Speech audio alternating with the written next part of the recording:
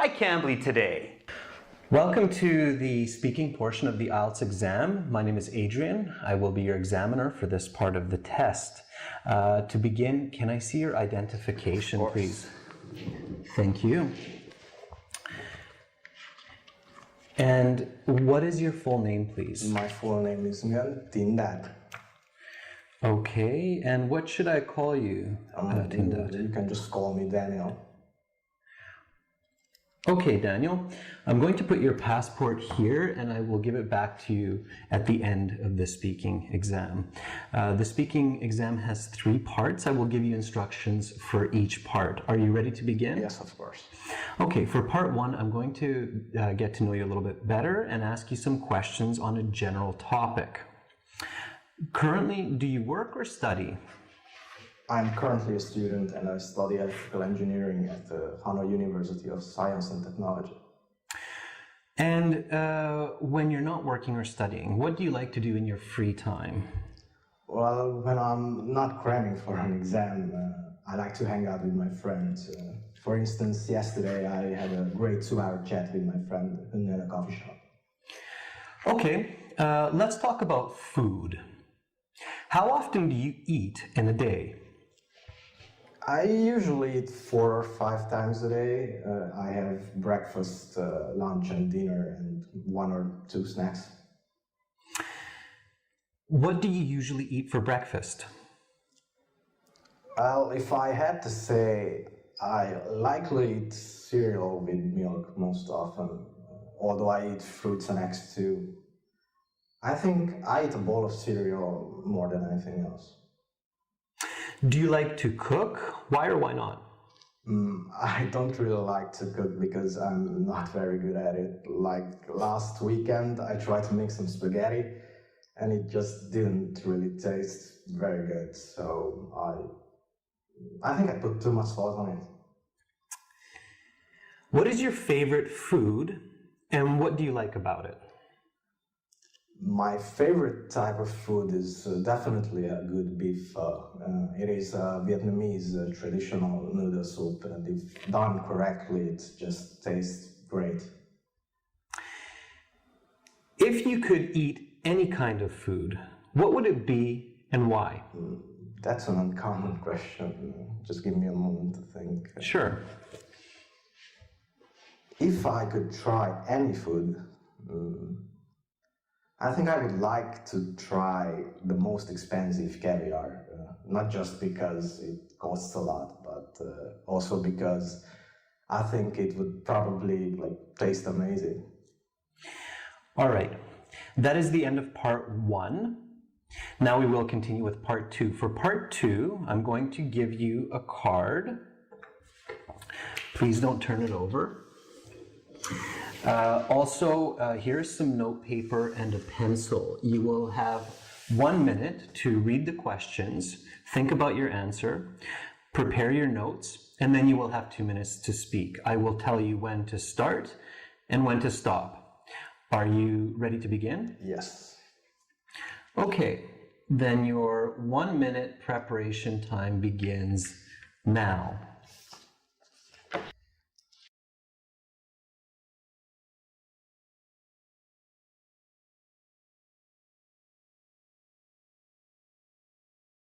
Okay, your 1 minute preparation time is up. Please begin speaking, Daniel. If I had a chance to hang out with a person for 24 hours, it would probably be Jim Carrey. I love comedy and I think he's one of the funniest people on earth. I've seen many of his movies over the years and they all made me laugh so hard. I'd love to find out more about his personal life and maybe even hear some original jokes. I think a good place to meet with Mr. Carey would be in a quiet pub. After a few drinks, we could really get into some conversation. We could order some food. I could find out what a true comedian really likes to eat. And most importantly, I think a quiet pub would give the right atmosphere to just let loose and be ourselves. I'd like to talk about a variety of topics with Mr. Carey, but most importantly, just to find out who he really is off camera. I'm interested to know about his journey to become famous, which one of his movies he liked doing the most, what were some of the biggest difficulties he had during his career, and what he plans to do in the future. Of course, I would ask him if he knows some funny jokes. The reason I'd like to meet with Mr. Carey is because I think a good laugh is one of the most amazing parts of life. And there aren't many people who know more about this than him. Since he's very, very famous, it is virtually impossible to have a one-on-one conversation with him. Okay, and your 2 minutes is up, so I'll stop you there. Please hand back the note paper, your notes, the pencil, and the card. Thank you. And now we will continue with part 3. For part 3, I'm going to ask you some more questions related to the topic of part 2. Are you ready to continue? Yes. Okay, then let's talk about celebrities. What do you think is required for a person to become a celebrity, and why? I think hard work and talent are definitely important to become famous.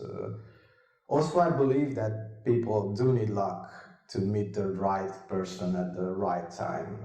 For example, Pamela Anderson, the famous actress, she got discovered while in the crowd at a football game. Have you ever met a celebrity before? If yes, tell me about it. Yes, actually I have. While I was visiting in Japan, I met the Yokozuna after a sumo tournament, and I got to shake his hands. That was about 5 years ago. Most celebrities earn a lot of money. Do you think this is good? Why or why not? That's an interesting question.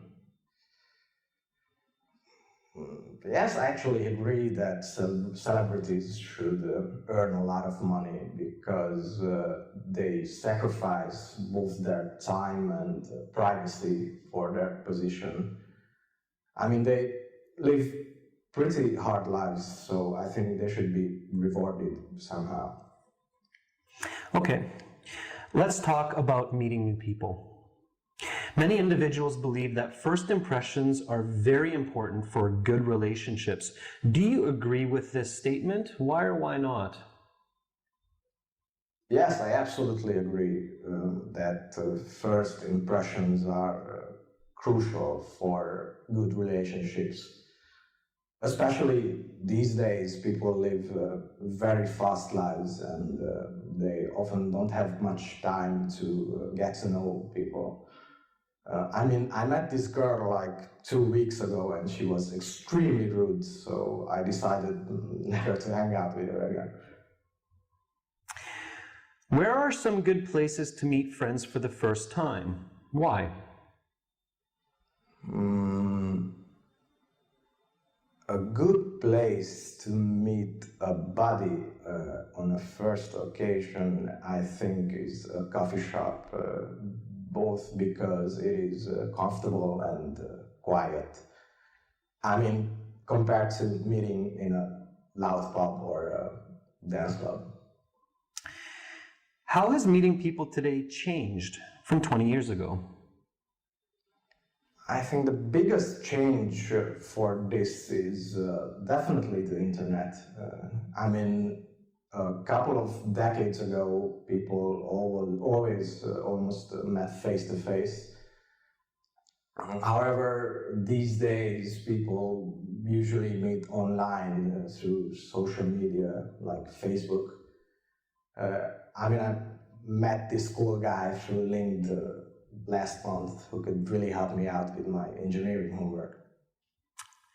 Okay, that is the end of part 3, and that concludes the speaking portion of the IELTS exam. You will have your marks at the same time as with the other sections in about 2 weeks. Here is your passport back. Have a wonderful rest of your day, Daniel. Thank you. Thank you. Bye for now. Bye. Now you might be wondering, why does this candidate get an 8.5 on their performance in this IELTS speaking interview? Well, there are several reasons. Number one, the candidate has a great range of vocabulary, also called lexical resource. Notice some of the words that he uses in Part 1, Part 2, and Part 3. Also, the candidate uses a wide range of grammar. The candidate shows that they're able to use present perfect, conditionals, adjective clauses, and all of the tenses in the English language. As well, this candidate clearly understands every question that is asked during the interview. Their responses are natural, and the intonation and pronunciation are clear